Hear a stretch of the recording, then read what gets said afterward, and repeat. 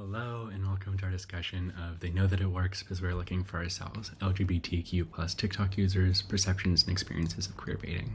I want to start off with this definition because I think it's important to understand what we're talking about when we say queer baiting. And to us, it's the deceptive use of LGBTQ plus identity in order to capture a broader audience. It's also evolved a lot over the years. Originally, the term was mostly applied to classic media, such as literature, television, and movies, where a character was implied to be part of the community, but in reality actually wasn't.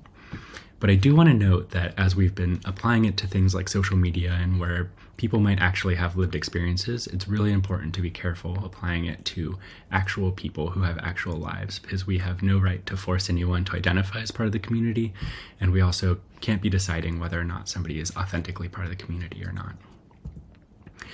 A little bit of background on why we decided to investigate this starts with the understanding of where LGBTQ people are situated in online content.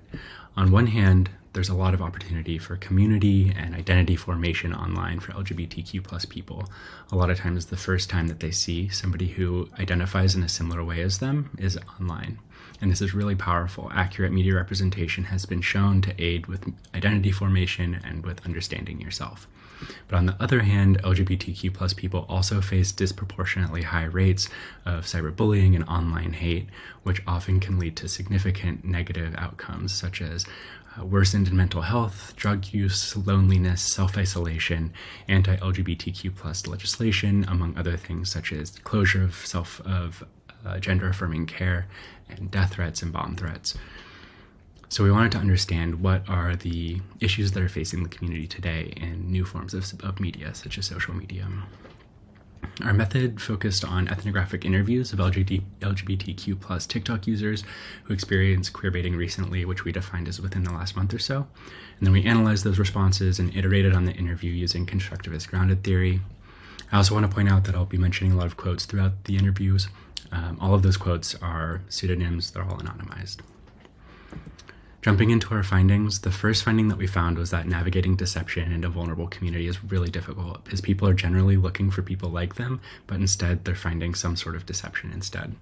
Frank reflected that he grew up when being gay was illegal and as a result grew up looking for other gay people. And this held true in social media as well. There's this constant search for people who are like him.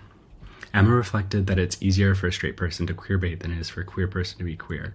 And Emma actually referenced their life outside of TikTok as a teacher, where often they have to find themselves hiding their identity in order to avoid workplace confrontation, whereas their straight allies are able to put up flags because they're not putting themselves at risk.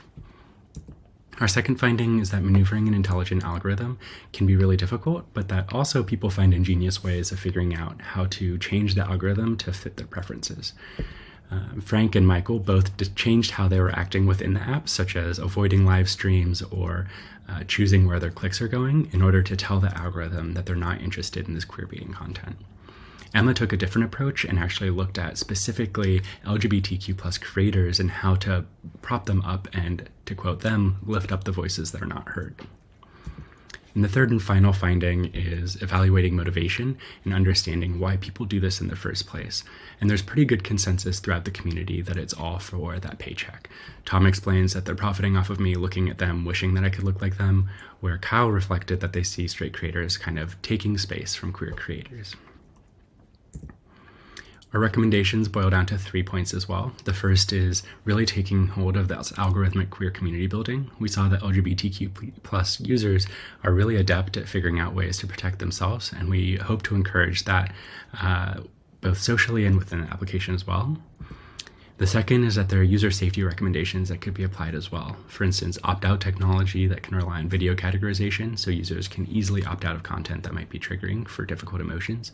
And then also demonetizing offending content and removing link sharing privileges.